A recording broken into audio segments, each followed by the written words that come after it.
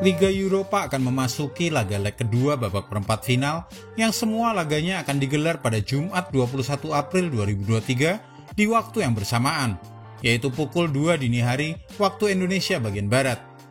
Roma dan Sporting CP akan menjadi tim yang mempunyai tugas berat untuk membalikan keunggulan agregat jika ingin lolos ke babak semifinal. Sementara 4 tim lainnya, yaitu Manchester United, Sevilla, Bayer Leverkusen, dan Union Saint-Gilloise, sama-sama masih punya peluang lolos usai hasil imbang di laga leg pertama.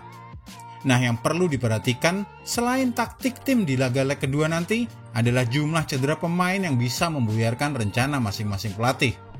Siapa yang paling bermasalah dengan pemain cedera dan bagaimana peluang lolos masing-masing tim?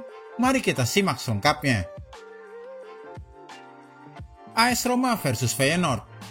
Kemenangan 1-0 di leg pertama adalah satu-satunya kemenangan Feyenoord melawan AS Roma dari total 4 pertemuan setelah sebelumnya kalah 2 kali dan imbang dalam 1 pertemuan.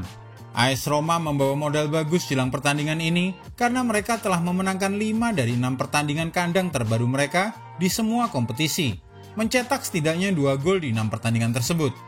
Namun Feyenoord juga memiliki rekor tandang yang sangat bagus, karena mereka telah memenangkan 5 dari 6 pertandingan tandang terbaru mereka di berbagai ajang dengan tanpa kekalahan dan mencetak setidaknya 3 gol di 4 dari 6 pertandingan tersebut.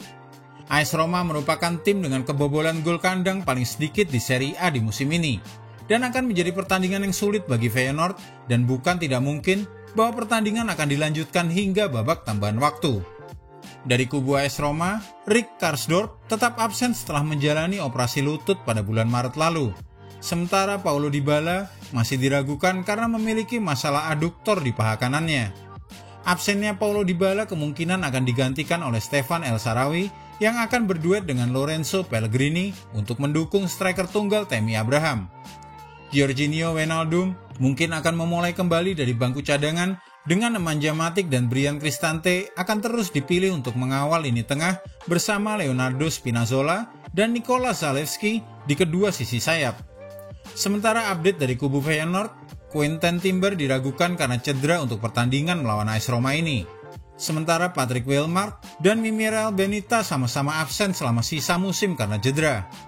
Santiago Gimenez harus terus memimpin serangan dalam formasi 4-3-3 andalan tim Belanda dengan Osama Idrissi dan Alireza Jahambas bermain di kedua sisi sayap serangan.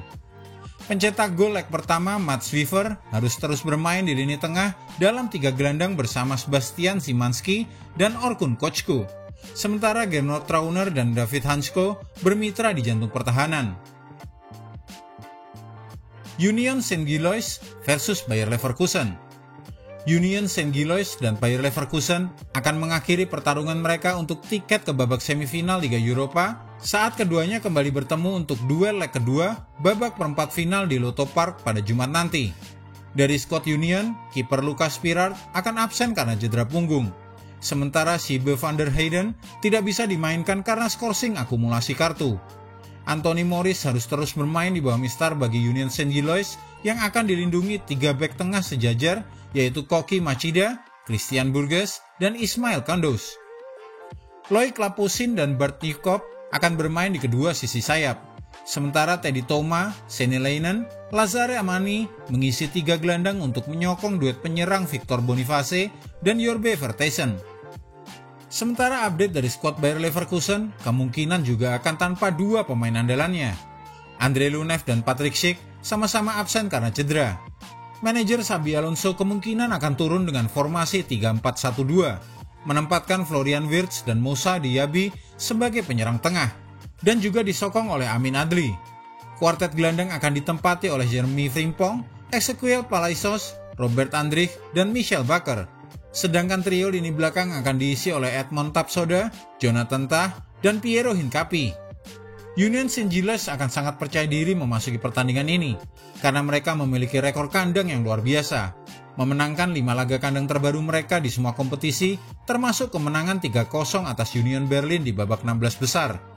Tapi Bayer Leverkusen juga tidak terkalahkan di 6 laga terakhir mereka di laga tandang, memenangkan 4 diantaranya, termasuk kemenangan 0-2 atas Ferencváros di babak 16 besar. Leverkusen hanya sekali kalah di pertandingan tandang di semua kompetisi pada tahun 2023. seri 2 kali, dan memenangkan 6 pertandingan. Namun Union Saint-Gilloise juga cuma 3 kali kalah di kandang di sepanjang musim ini. Duel akan menarik, tapi tim tamu yang tampaknya akan lolos. Sevilla versus Manchester United. Peluang masih terbuka bagi kedua tim saat spesialis Liga Eropa Sevilla akan menjamu Manchester United di leg kedua babak perempat final di Ramon Sanchez Pizjuan. Sekarang, Erik ten Hag akan berharap bahwa timnya bisa mendapatkan kembali kepercayaan diri mereka jelang leg kedua di kandang Sevilla usai meraih kemenangan 0-2 atas Nottingham Forest di Premier League.